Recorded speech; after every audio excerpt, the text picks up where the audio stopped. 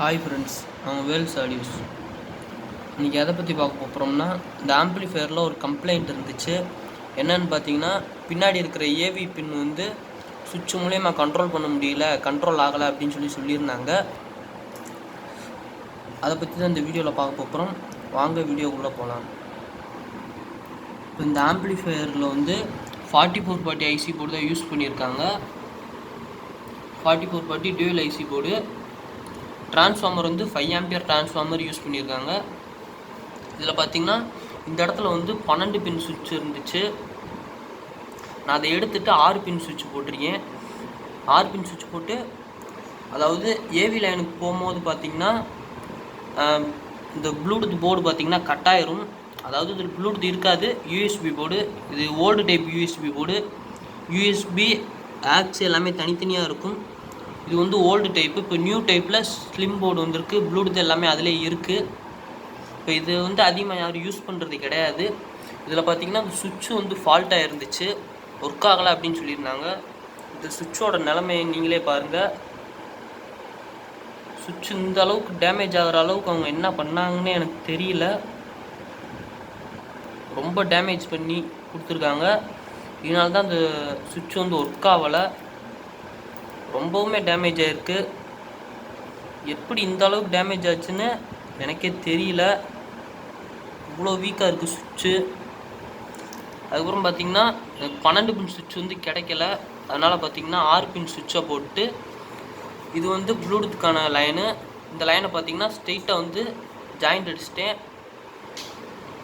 இப்போ ஏவி மோடுக்கு மாற்றினாலும் ப்ளூடூத்தில் இருந்து ஆடியோ வந்து வந்துக்கிட்டே தான் இருக்கும். நம்ம வந்து ப்ளூடூத்தை வந்து ரிமோட் மூலயமா ஆஃப் பண்ணிடணும்.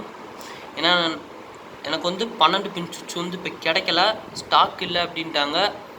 அதனால் வேறு வழியே இல்லாமல் 6 பின் சுவிட்சு தான் போட்டிருக்கேன். இந்த லைனை மட்டும் ஜாயிண்ட் அடிச்சிட்டேன். இதில் எப்படி கொடுத்துருந்தாங்க அப்படின்னு பார்த்தீங்கன்னா, ஃபஸ்ட்டு இந்த 4 பின் சால்டரிங் பண்ணியிருக்கு இல்லையா, இந்த ஃபஸ்ட்டு இந்த பின்னை விட்டுருங்க. இதுக்கப்புறம் இந்த 2 இது, இந்த சைடு 2 இது, 4 இது சால்டரிங் பண்ணியிருக்கு பார்த்தீங்களா. இந்த இடத்துல வந்து இந்த 4 லைன் கொடுத்துருந்தாங்க. அதாவது ஆக்ஸ் லைனு, 2 இன்புட்டு 2 அவுட்புட்டு அப்படி கொடுத்துருந்தாங்க. அப்புறம் பார்த்திங்கன்னா முன்னாடி இங்கனக்குள்ளே 2 பின்னு இருக்குல்ல, இந்த ஃபஸ்ட்டு பின் இங்கனக்குள்ளே இருக்கிற ஃபஸ்ட்டு பின்னை விட்டுருங்க. அதுக்கப்புறம் நடு பின்னு, அடுத்து ஒரு பின்னு, இந்த 2 பின்னு இருக்கு இல்லையா, இது 2ல் வந்து யூஎஸ்பியோட பவர் சப்ளை கொடுத்துருந்தாங்க. 5 வோல்ட் பவர் சப்ளை. அதாவது பட்டன் பின்னாடி தள்ளி போகும்போது யூஎஸ்பி ஆன் ஆகும். பட்டன் முன்னாடி வந்துருச்சு அப்படின்னா பின்னாடி இருக்கிற ஆக்ஸ் வந்து ஒர்க் ஆகும், யூஎஸ்பி போர்டு வந்து ஆஃப் ஆயிரும். இந்த மெத்தடில் தான் இருந்துச்சு. நான் பார்த்திங்கன்னா சுவிட்சில் இருந்து இது கனெக்ஷன் கொடுத்துருந்தாங்க இல்லையா, யூஎஸ்பி போர்டுக்கு பவர் சப்ளை, இதை எடுத்து ஸ்ட்ரெயிட்டாக நான் சால்டிங் பண்ணிவிட்டேன்.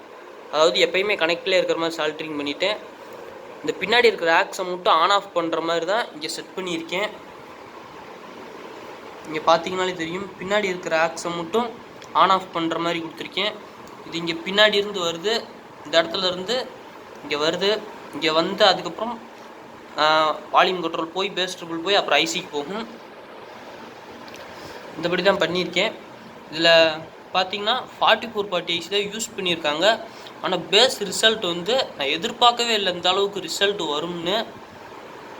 இந்த ஐசி வந்து நல்லாவே இருந்துச்சு, சூப்பராக இருந்துச்சுன்னு சொல்லலாம். நான் 4440 இந்த அளவுக்கு இது வரைக்கும் எதிர்பார்த்ததே இல்லை. நான் எப்பயும் போல் சாதாரணமாக தான் இருக்கும்னு நினச்சேன். ஆனால் பார்த்தீங்கன்னா சவுண்டு வந்து சூப்பராக இருந்துச்சு, பேஸில் செம்மையாக இருந்துச்சு. நீங்கள் ஹெட்ஃபோன் யூஸ் பண்ணி பாருங்கள், அப்போ தான் உங்களுக்கு ஒரிஜினல் கிளியாரிட்டி தெரியும்.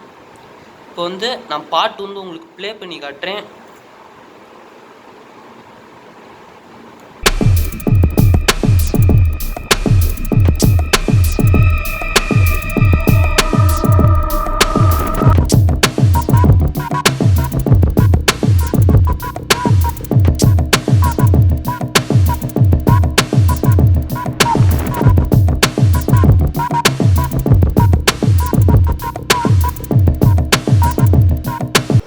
நீங்களே பார்த்துருப்பீங்க, பேஸ் வந்து நான் எதிர்பார்த்ததை விட நல்லாவே இருக்குது இந்த ஆம்பிளிஃபையரில்.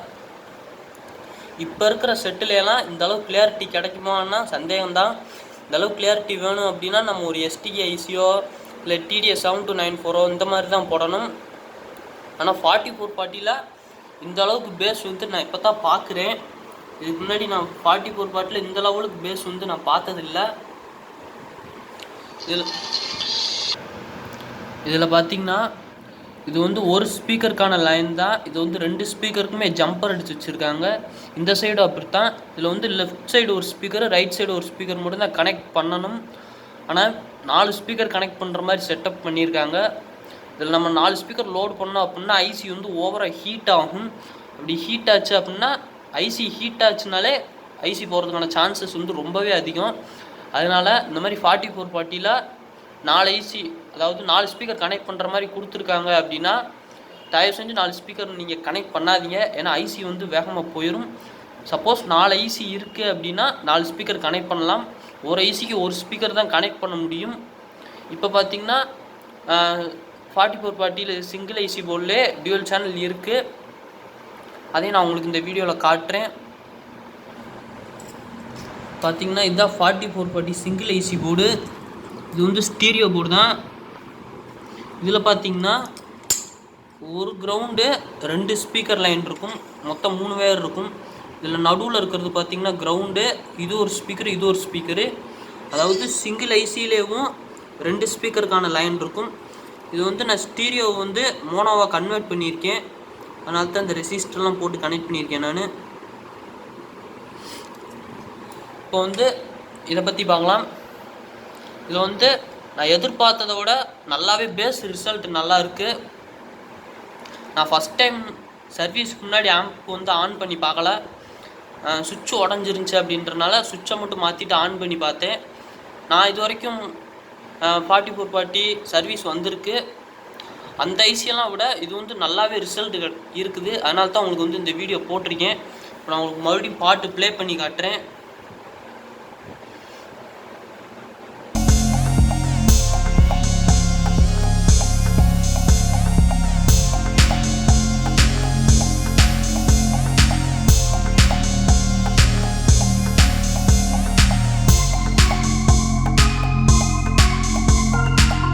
இந்த செட்டில் பார்த்தீங்கன்னா இந்த கெப்பாசிட்டர் வந்து ஊதி இருந்துச்சு.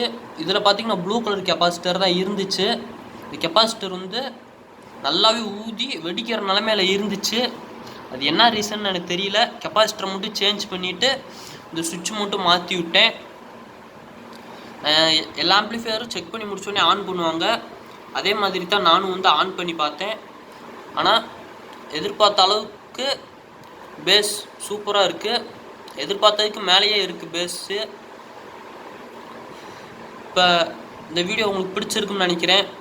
பிடிச்சிருந்தால் லைக், ஷேர், கமெண்ட் பண்ணுங்கள். உங்கள் நண்பருக்கும் ஷேர் பண்ணி விடுங்க, அவங்கள அதை பற்றி தெரிஞ்சுக்கிட்டோம்.